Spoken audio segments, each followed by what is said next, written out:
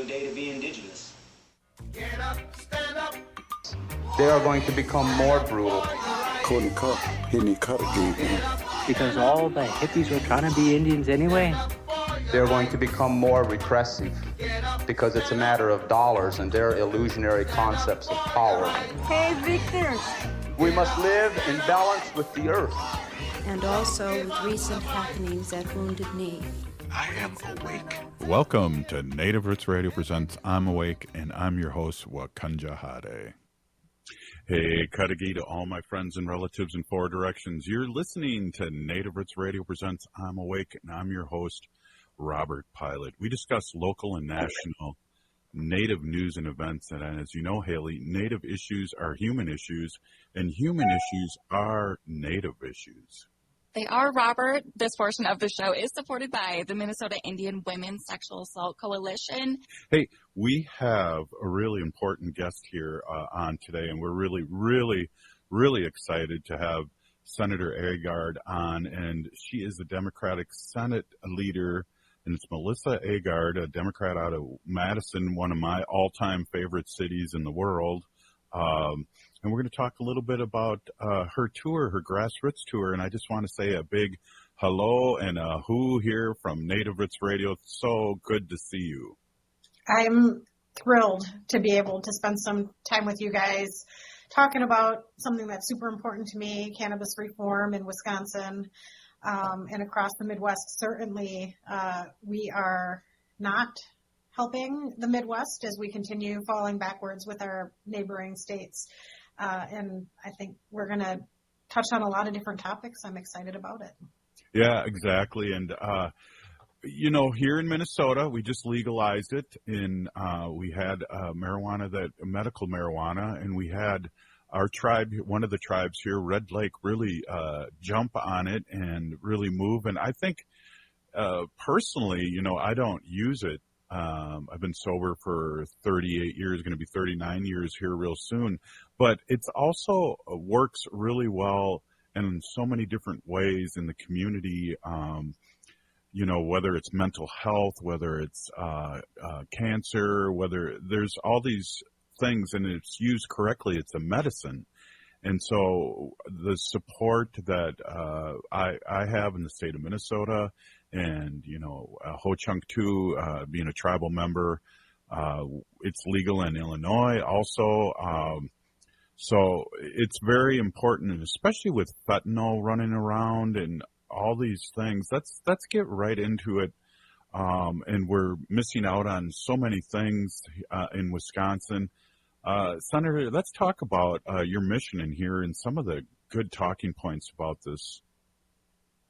Yeah, so I know that the most dangerous thing about cannabis in Wisconsin is that it continues to be illegal. Illinois and Michigan had adult responsible usage, and Minnesota had medicinal usage for quite some time. But then what we saw was through the legislature, there was an action that allowed edibles and beverages that are infused to be sold in Minnesota. And then just a few months ago, Minnesota became fully legal for responsible adult usage. So Wisconsin is an island of prohibition. And prohibition does not work with any substance. It did not work with alcohol.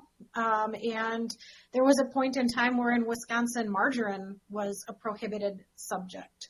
People would actually take orders from their friends and neighbors and drive to neighboring states to purchase margarine, because after all, we are the dairy state. And they would distribute the margarine to their friends and neighbors, breaking the law. And we are still the dairy state. People, I think, mostly prefer to eat butter in Wisconsin. But again, margarine, having it be a prohibited substance, was not working.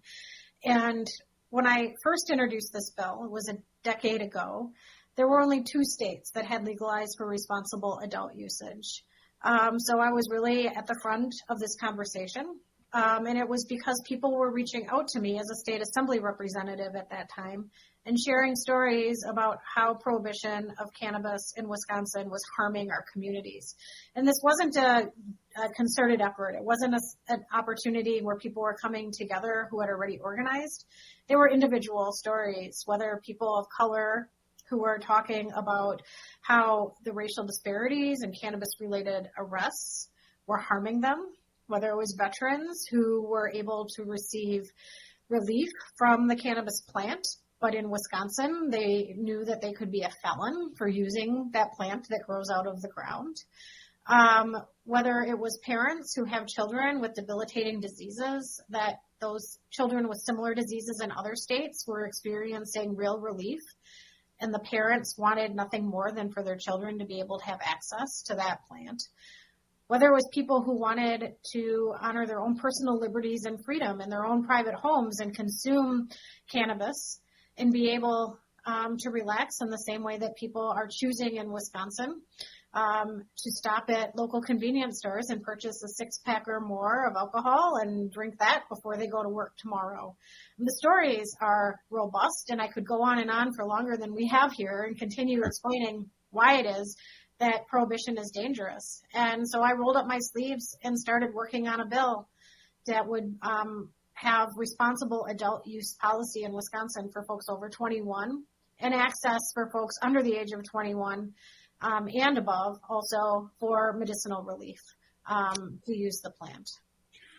We're here with Senate Democratic leader Melissa Agard, a Democrat out of Madison, Wisconsin, again, one of my all-time favorite cities in the world. We are talking about her tour, the Grassroots Tour, and I know here, and I imagine in Wisconsin it's very similar. We had 70% were for this bill and this kind of thing to tax it, decriminalize it. It's 2023. Absolutely. And that's exactly what this bill would do, is would tax and regulate cannabis for sale in the same way that we tax and regulate the sale of alcohol or tobacco in the state of Wisconsin. And it is a 70% approval rating. 7 out of 10 people support full legalization. Now, medicinal cannabis, it's even higher than that. But, you know, it's politicians that need to make that choice, because in Wisconsin, we do not allow referendum questions on our ballots to change the direction of our laws. It has to go through the legislature. And any policymaker, any elected senator or representative who wins their election with a 70% margin would be considered a landslide. And I'm not sure why it is that when it comes to policies, we see it in a different way. We are more dangerous and we're less free. And we have less opportunity in Wisconsin because of prohibition. And despite the fact that 70% of the folks in Wisconsin, nearly 70% of the folks in Wisconsin support this bill, I haven't been able to get a hearing over 10 years. Wow. So I've embarked on the Grassroots Tour, and I've stopped at dozens of cities across the state. I'll continue until the weather makes it a little bit tricky to navigate. Meeting with people where they are, as opposed to bringing them to Madison, so that I can hear about people's dreams and hopes, concerns about cannabis, and make sure that we get this bill drafted in the best way possible. Wow, we have a lot to talk about. And one of the things after this break, State Senator, I would really like to talk about how healthy it would be to have this happen, because we have an epidemic here of fentanyl and things like that. And when it's controlled, you know, we won't have these overdoses and stuff. But hey, we're here with Senate Democratic leader Melissa Agard, a Democrat out of Wisconsin, and we're going to be right back after this short break. Stay with us. Right on. Hey, listening to Native Roots Radio. What's up? This is Toolman. And this is Bear Witness. And we are the Hallucination. And you're listening to Native Roots Radio. Hallucination. Hallucination.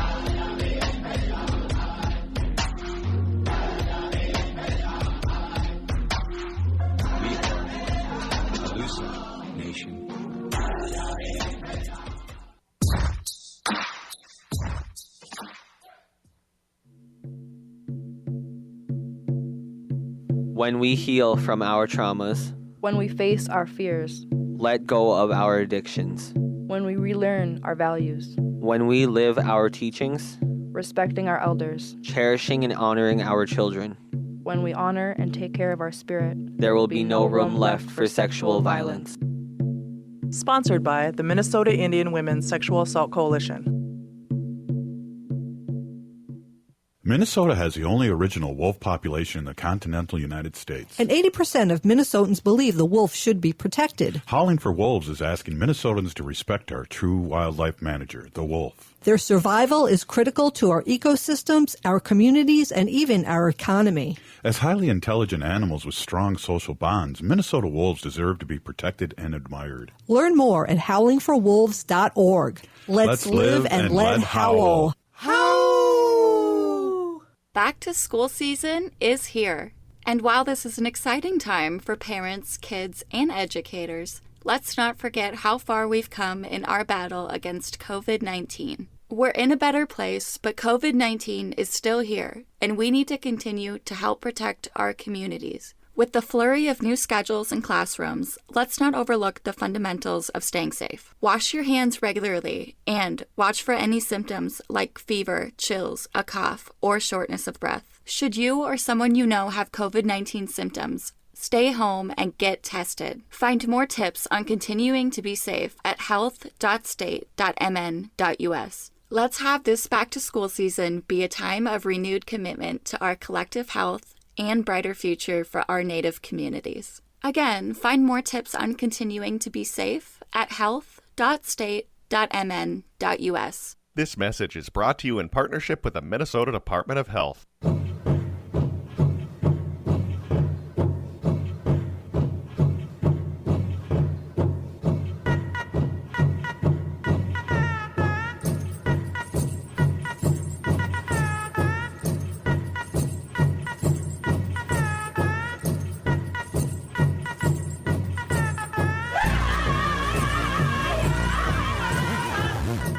Welcome back to Native Roots Radio presents I'm Awake, and this is Robert Pilot. This portion of the show is supported by Native American Community Clinic on Franklin Avenue in Minneapolis, honoring health and tradition. Yes, they do. Hey, we're here with State Senator Agard, and we are talking about her tour, Grassroots Tour, and I'd like to just bring in the fact that not the fact, but just in the discussion that we have an issue here with fentanyl, and what better way, and I mean, people are mixing marijuana with fentanyl now, and what better way to protect people is to legalize this, and welcome back. Absolutely. So it's vitally important that we make sure that everyone in our communities is as safe as possible. And that's why regulation of cannabis is the right thing. It's a safety issue. Not only would we be able to address racial disparities that exist because of prohibition, but we also know that there is a very successful illicit market of cannabis and of other substances.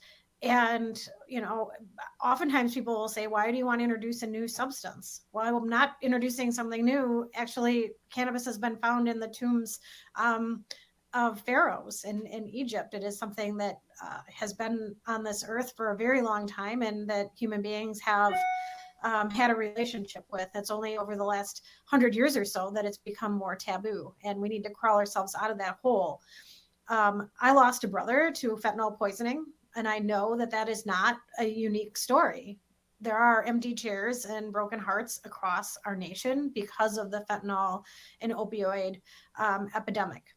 And folks that are distributing illicit substances, including cannabis, are oftentimes distributing other illicit substances, fentanyl and the such. And we need to make sure that folks are safe. And with regulated legal sales of cannabis, we will be able to make sure that there are not pesticides, that there's not mold, that there's not fentanyl, that it's labeled. There's truth in labeling. In the same way when you buy alcohol, it tells you what the proof is. The science is there, and it is highly regulated in legal states where you have to show your ID multiple times. We're on the illicit market. Kids and adults are accessing uncontrolled substances, and it can be very, very harmful to our communities as well as the consumers. I know Minnesota, their bill is over 300 pages, maybe even more than that, long. And so there's been intensive scrutiny on this. And I imagine, too, you've been able to see that bill, State Senator, that it's just not a wishy-washy, let's legalize this and have a good old time. There's restrictions, like you said, age restrictions and where you can do it and things like that. How has your tour been? And I see you've been in Madison, Superior, Wisconsin, Fond du Lac, and Sheboygan. How has your tour been, and how's the response been? Before that, I was in Platteville and Green Bay and Eau Claire. I've been in La Crosse, Milwaukee, Wauwatosa.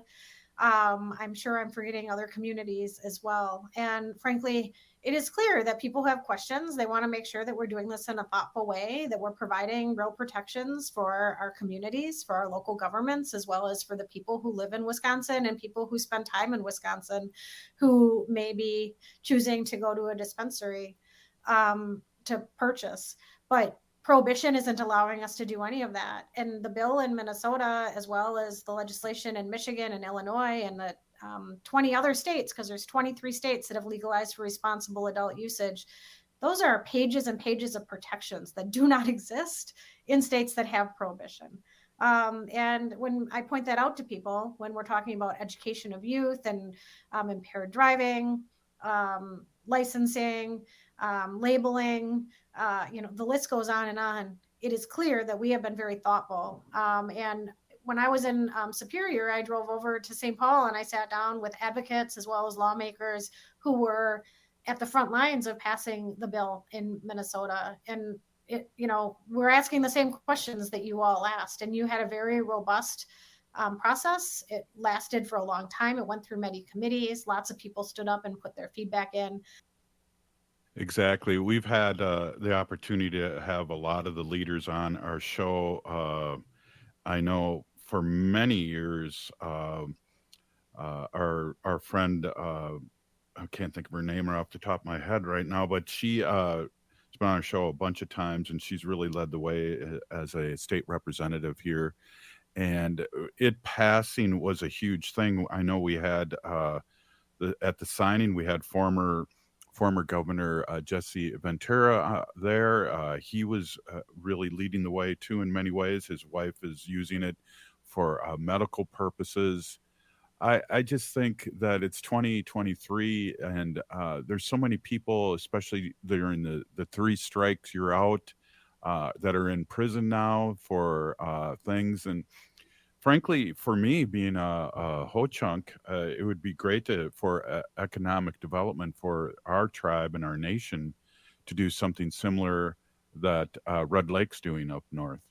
Well, and Red Lake has been one of the front end people. I mean, they as soon as it was legal, they opened up. And my understanding is I chatted with some folks that were there. The lines were long. They were selling out. They were figuring out how to collaborate with other people.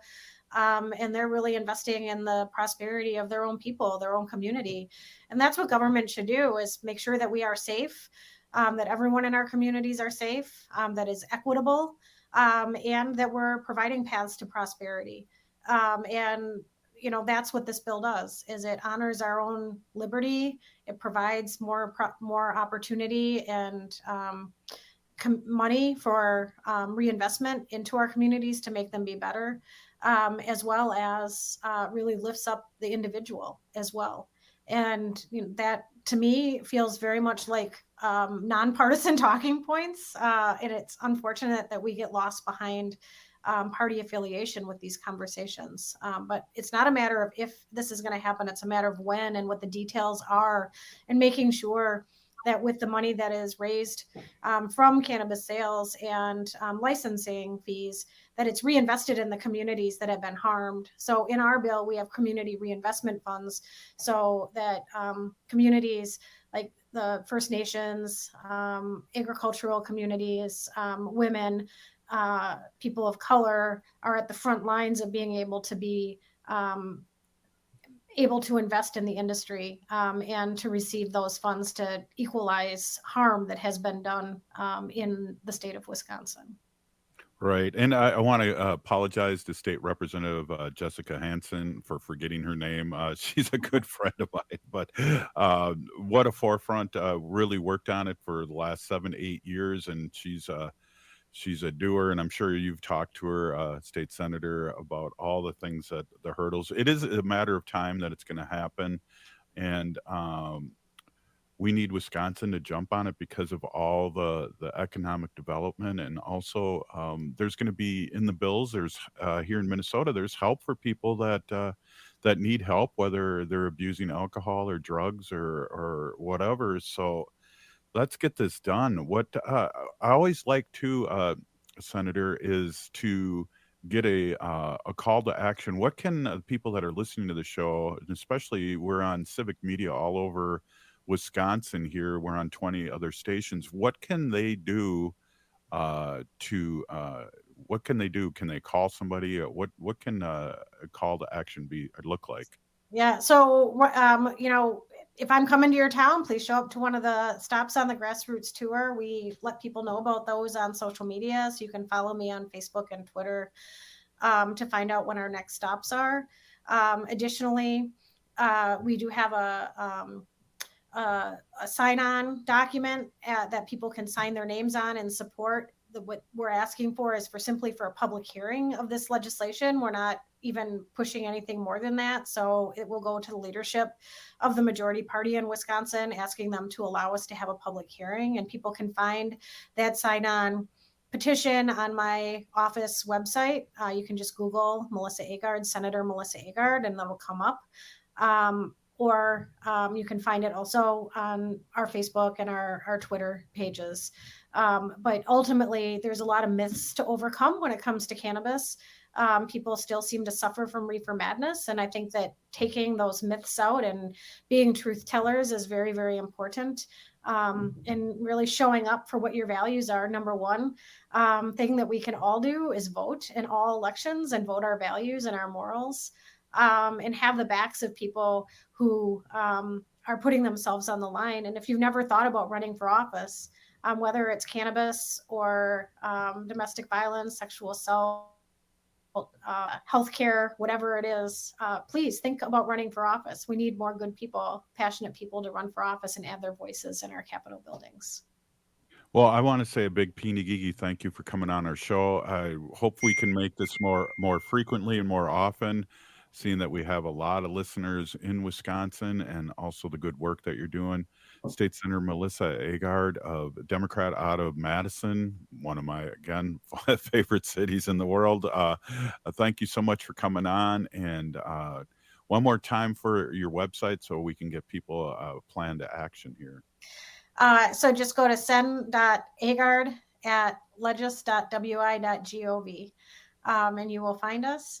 And it has been an honor to be on the show today. I look forward to coming back and continuing to chat with you about how it is that we make this world more compassionate and equitable for everyone. Absolutely. Peeny, thank you so much for coming on. Really, our pleasure all the way, really. So, hey, you're listening to Native Roots Radio presents I'm Awake, and we'll be right back after this short break.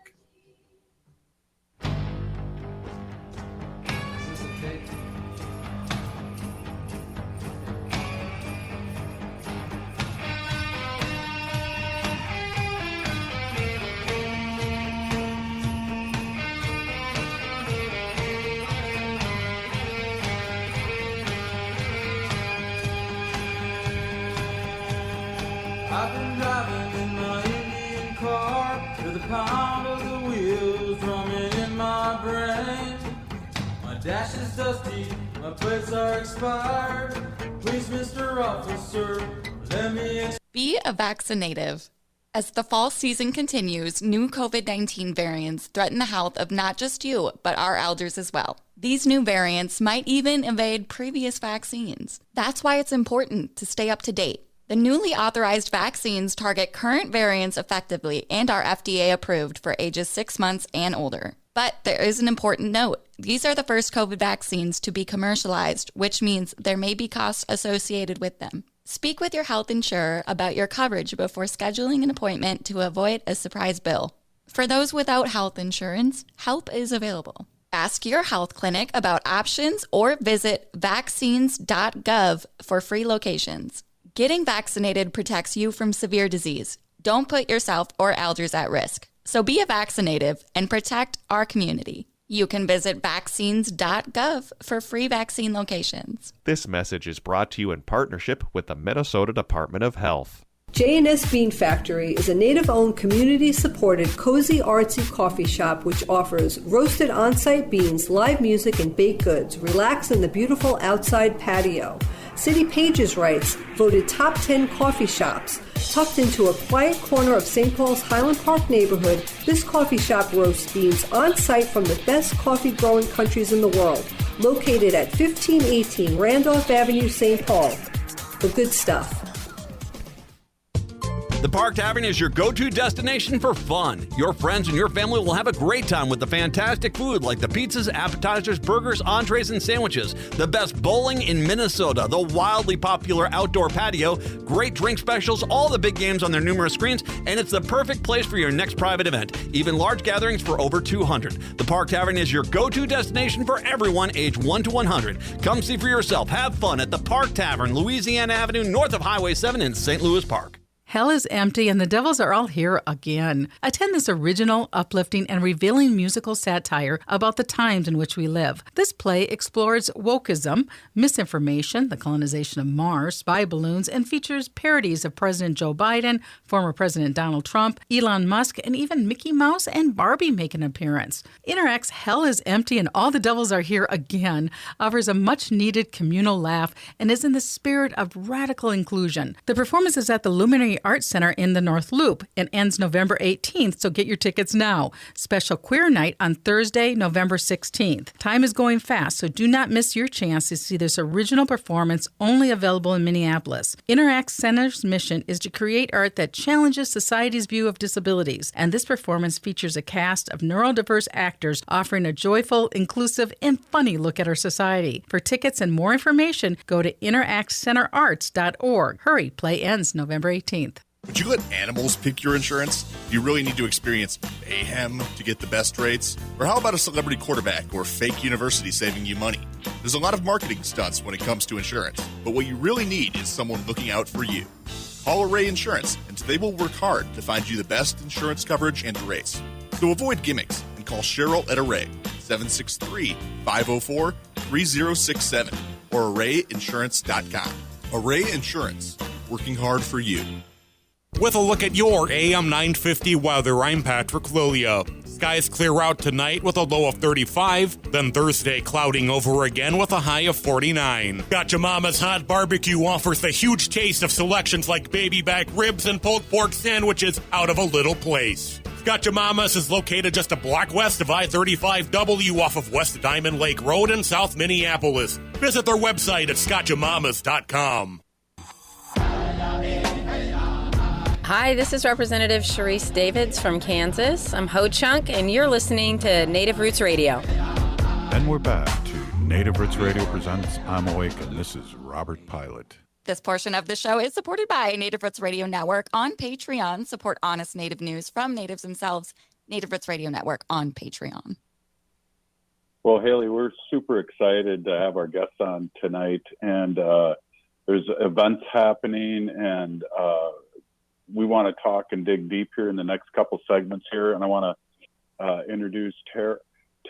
And Terryl, you're the CEO of the Boys and Girls Club of the Twin Cities, and I want to just say a big hello and a big peeny-gigi for coming on. And then we also have TJ too, and I want to get deep with what you'd like to speak about. Thanks for having us. Yeah, thank you so much. Thank you so much. Well, let's talk about this life-changing organization that you guys are a big part of. And TJ, you're the director at Little Earth of the Boys and Girls Club too. So I am really excited because young ones and students were my jam for 30 years as an old teacher. So I really love to, well, I guess old in a couple different ways, but Sure. old teacher. Mm-hmm. Welcome, but let's talk about your work and what's going on. And I know, Terryl, you're doing a lot of expansion too in a good way. So let's get going. Absolutely. Well, we're so excited to be here today. And I think really TJ's got the passion and is really a leader that I look up to, someone that our organization is truly, truly invested in. I will tell you, 4 years ago, there was 1.5 employees at Little Earth Boys and Girls Club. And because of TJ's leadership, really driving it, we have shifted to 7 full-time staff over there doing amazing, awesome things. And talk about education, I just want to do a shout out to TJ. Not only has he tripled the number of elementary kids that are part of our program, where education is a huge part of the work that we do daily, but TJ celebrated 6 of his seniors that went on to post-secondary school at Little Earth. And I'll let him talk more about that, but he is just my hero in our whole organization for the incredible work that he's done over the last number of years, especially during the pandemic and after George Floyd was murdered. We were really struggling and there was a lot of trauma in our community, and TJ really stood up and took us to the next level, which is what, you initially had talked about. We're doing great things, but we don't do it without our leaders. Right on. TJ, wow, that's beautiful to hear, and talk a little bit about that, because sometimes it's the darkest before sunrise, and you've really done some good work with our young ones, and getting them to go to college and get degrees is huge, because we're still here and we are power. We're here. Yeah, the work we do, I mean, it's an honor. It's really humbling, and it's an honor to serve families and kids. I grew up in the Twin Cities, and I was a club kid for a long time, so I'm a club alumni. I actually showed Terryl my club card when I was 6 years old, way back in the 90s. And so then I went my own way and found, a lot of trouble. And so when I got into youth work, I just wanted to be the resource and the guide and mentor that I felt like I never really had. And so to have been walked alongside some of these kids for, 5, 6, 7, 8 years, and then to see them like, man, you were a middle schooler or an elementary, and now you're a senior, or now you're in college. I got 3 players, they're in college, they're playing college basketball. I'm like, man, to just see that, it makes like all the nights where you go home and wonder, like, am I really making a difference? Those stories, I mean, they're really what keep us going, and it just, man, it makes my heart so happy to know that, that's how generational trauma and generational poverty and these things that plague our people so often, that's how they get broken, is when someone stands up and says, I want to be the change, even if it's hard, it's lonely. Like, I remember being the only Native in my university, and I'm like, I look around and I'm like, I'm not represented here. This bothers me, It bothers me that there's no other Native people, and specifically Native men, trying to. So then to see out of all the kids in college, out of all the 6, 5 of them are men.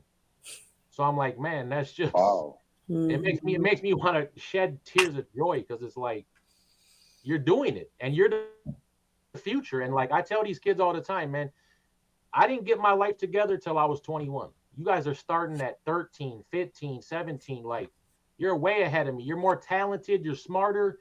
Whatever I can do to just be the resource you need, man, I'll do whatever I can to just help you succeed, And so it really blesses my heart, for sure. Well, what's really important is, as both as well as I do, is a community. And in the Boys and Girls Club have been around a long time, and there's community in that.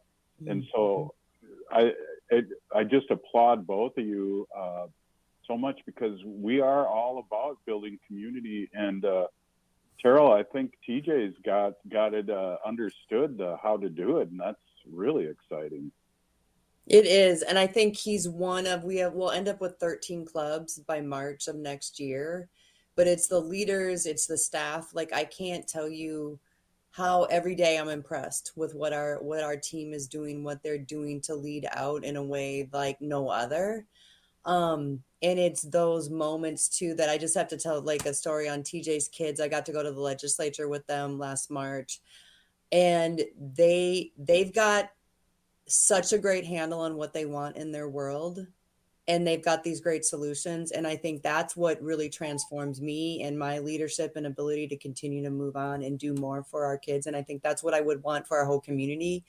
Let's invest deeper and broader, because the work is working, and we've seen so many great successes of people that have grown up. I mean, TJ's a club kid. They chose right there. Like, he's a perfect example of somebody that comes from club.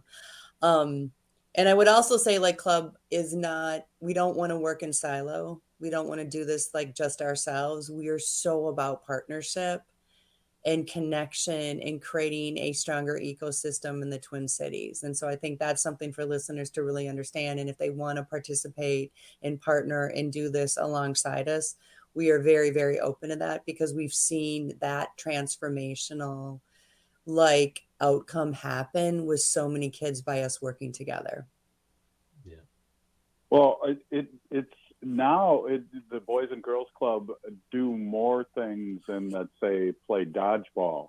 You guys are giving people opportunity to do their homework there and get tutoring help. It's not the same Boys and Girls Club that I grew up with, right, TJ? No, it's totally different, and it's for a good reason. You know, kids come, and a typical day is they come, they check in, we welcome them in. They get a snack, you know, they're hungry after school. And then we get straight into, you know, homework help. And then from there, there's different stations that kids can do to spark their creativity, help them with math, reading levels, youth voice, which empowers them, art, music, podcast. There's just so many cultural things. You know, we've done things where we do like drum making, 8-week drum making class. The kids are going to literally make the drum from scratch, learn the song, sing, and then it's theirs to keep, you know. And so they can come, and it's like, it's a big family. A lot of the kids here, they're like, you know, this is my second home. They view the staff as like, you know, a part of their, you know, extended family. And it's just a huge honor, because then we get to meet the parents, and then how can we help the parents and support the parents, and how can the parents support us? You know, and then it becomes that tribe or that village that's helping raise these kids, you know. And then, you know, it's harder for kids to slip through the cracks the more connected we are. 2 parents, 2 communities, 2 organizations that are trying to vie for the same kids. And it's a beautiful thing. It is. And I want to just, Terryl, I think some schools out there would love to have 6 Native American young men going to college. So that's mind blowing to me. That's what great work that you guys and your organization, Boys and Girls Club, is doing. That statistic alone is something to hang your hat on. Absolutely. And I think too, a big add to our program model this last year is we added a department that is managing all of our alumni. So we've got over 300 alumnus. So those 6 young people that went to post-secondary are now part of our alumni association. So that idea, or TJ, I mean, he's a staff person, but he's also part of our alumni association. So that continual give back and opportunity to connect, but also support them. A lot of our, you know, young people that go off to post-secondary, or they're in their 20s and they're looking for that job or that network, the club is still there for them. That community continues to be there. And so for me, I've been around, I didn't come up through club, but I've been with the club my whole career. So 26 years. I started at Southside Village over on 39th in Chicago, and it's now in my blood. It's so much a part of my life and my experience. And it is the reason for, like, a lot of us that work there, everything that we want to do and see for our community. It's really the conduit to make all of the things that we need to happen in our community happen. And that's what the commitment, I will say, from our entire organization is, to ensure that all young people are on track for a successful future beyond high school graduation. And we hang our hat on that every day. Like, that is the be end all of what Boys and Girls Club is going to do for every single young person, no matter where, like TJ said, no matter where they start. It doesn't matter. We're going to commit to staying with them throughout their entire experience with us. This is amazing, Haley. Don't you think this is like, I'm getting emotional because there's some serious stuff going on here with TJ and then, Terryl and the whole Boys and Club deal here. This is kind of blowing me away. Yes, I agree with you. And I think we only have just a couple minutes left here, but I really loved what you touched on, TJ, talking about how when kids are supported by, two parents or more than one community organization, and it's less, it makes it harder for them to slip through the cracks when there's so many hands and there's so many working parts in the community that are holding up our youth and working towards giving them resources to make them succeed and successful. I think that's amazing. And I honestly did not know much about the Boys and Girls Club. I was not a club member, but after hearing your guys' stories, and I really, really wish I did have a resource like this. So I'm happy, and our Facebook comments and everyone is just saying how much Boys and Girls Club means to them and how thankful they are for it. So thank you both for coming on today with us. Excellent. Thank you so much for having us, and continue to do what you guys do out in the, talking about the issues that matter the most to our community. Do you guys have time to hang out for another segment? Sure. No, I'm good. All right, you guys, Let's we do are it. listening to Native Roots Radio Network presents I'm Awake. We'll be right back after this short break. Please stay with us. Unveil the captivating world of native photography at the Minneapolis Institute of Art. Their new exhibit, In Our Hands, Native Photography 1890 to Now, turns the camera around and puts native photographers in control, featuring hundreds of photographs captured by generations of First Nations, Métis, Inuit, and Native Americans. You'll view the world through their lens, revealing the beauty and complexity of Indigenous heritage. Don't miss this incredible experience. Visit In Our Hands at the Minneapolis Institute of Art now through January 14th. For more info, visit artsmia.org. Are you thinking about college? Consider checking out Minnesota Private Colleges. These 18 nonprofit institutions keep the focus on students with small classes and professors who will get to know you. You'll find students from all backgrounds, and no two colleges are alike. And when it comes to cost, they're more affordable than you think. Find the college that's right for you at mnprivatecolleges.org/possible. mnprivatecolleges.org/possible. Hi, I'm Claudia with MNsure, Minnesota's official health insurance marketplace. With MNsure, you can compare health plans from multiple companies and get free help from a trusted expert. Whatever health plan you choose with MNsure, it's guaranteed to cover essential benefits, so you can get the care you need. See if you qualify for discounts, available only through MNsure. If you need quality, comprehensive health insurance, get started now at MNsure.org.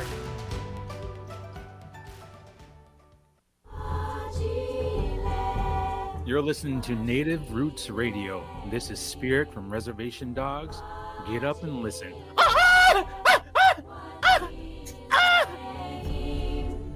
Welcome back to Native Roots Radio presents I'm Awake, and this is Robert Pilot. This portion of the show is supported by Howling for Wolves, protecting wolves for future generations.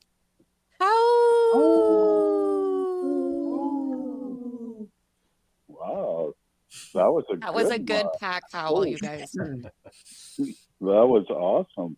Hey, we're with Terryl and TJ, and Terryl is the CEO of the Boys and Girls Club of the Twin Cities, and TJ is the director at Little Earth Boys and Girls Club. And during the middle of this interview, I tend to get emotional, and you guys are doing such great work, and I can't thank you enough for the community. And TJ, I think you got it going on there with community and getting those young ones going. And I just got to give you just so much cred. I want to say thank you, and thank you both for coming on tonight. I'm glad to be here. Yeah, it's an honor for sure. It's crazy because our program director, Laura Petshower, she said you taught at her high school. So she remembers you. Yeah, oh my gosh. Yeah. So that's awesome. Kind of a small world. Yeah, it's totally small. I hope she had good things to say.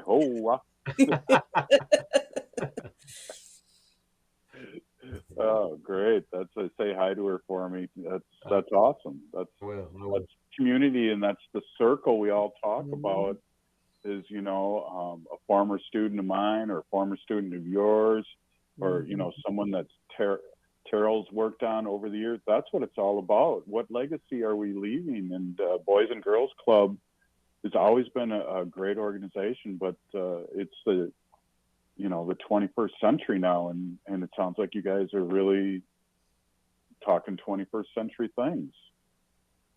Absolutely. Well, we have to, because our kids are leading us. And I think it's not just us talking. I think the bigger thing, TJ and I were on a conversation earlier today, it's what our young people are saying. And that's what we as adults need to pay a lot of attention to, because that's how we're going to get ourselves to a better place. Yeah, absolutely. That's an amazing statement. TJ, what are the kids saying now? It's a totally different. Yeah, it's just a totally different world. I think that some of the easiest examples I can give are, growing up, my mom told me, you'll never make money playing video games, right? And now we know the esports industry is $1 billion industry. So we have a whole part of our club here that is dedicated to esports, but not just kids playing games, learning and partnering with. On November 9th, we're going to T-Wolves Gaming at the Mall of America, and they're a pro 2K team, so they play 2K professionally, but they want to partner with us, and we've done this with multiple other organizations. How can we teach kids the technology industry so that they don't just play video games, but they could be the next person to, work at an IT company or develop games or build the computers or be the photographer or the person who runs the website. And so trying to get kids to invest in what they already love and then just guiding them and pairing them with people who are already in the field doing it. And then we partner with these organizations. They're like, man, we would love nothing more than to come in and talk to kids and whatever we can do, buy some pizza, donate a couple gift cards, share my story. Like, organizations love to do that. And so, it's just a no-brainer. You put those two together and it's just success waiting to happen. So.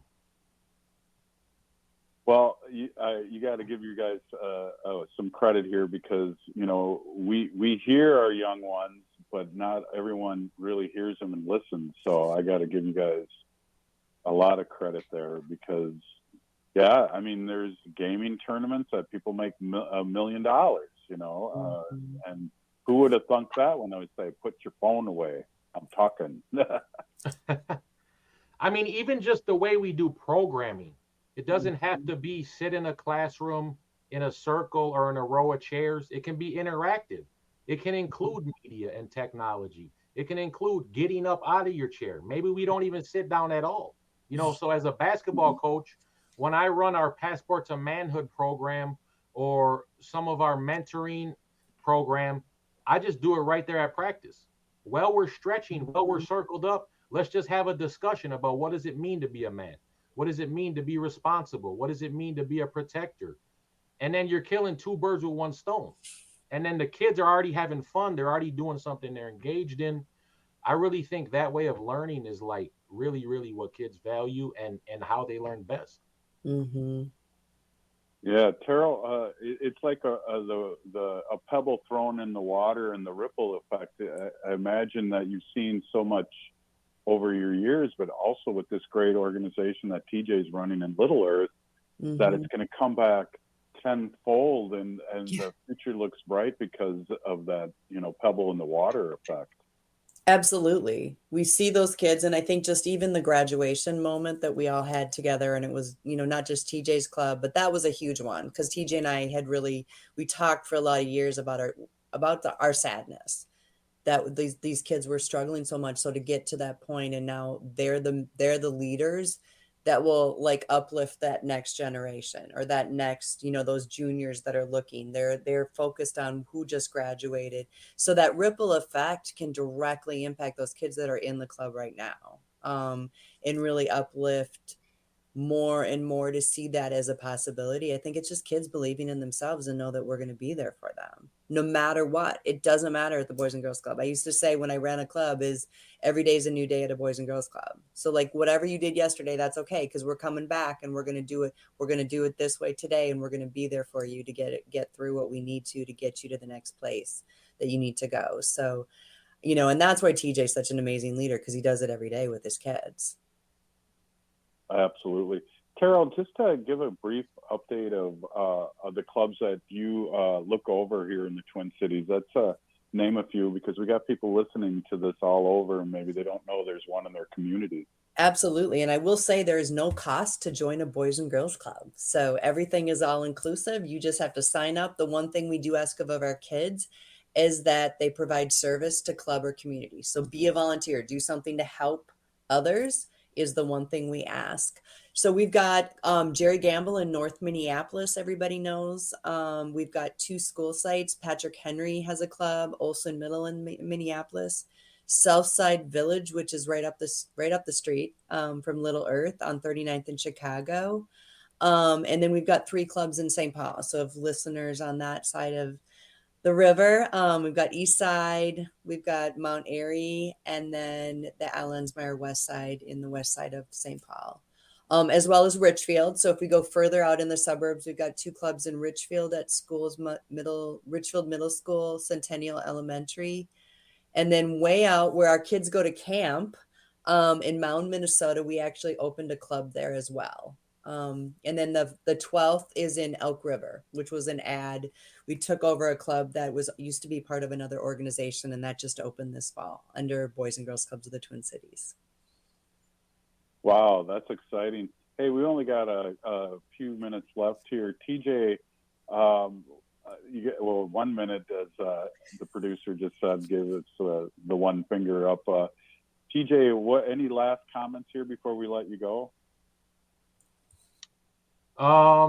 I just appreciate y'all having me on the show. I really consider it an honor to do the work that I do, represent my people. Well, I'm Red Lake Band of Chippewa Indians. And I'm all for the community and collaboration and partnership. And so I'm just honored to be here. So appreciate y'all. Yeah, Pinagigi, we really appreciate Boys and Girls Club and what they do in the Twin Cities and all over Turtle Island. Thank you so much for being on. This has been Native Roots Radio Presents I'm Awake. Thank you.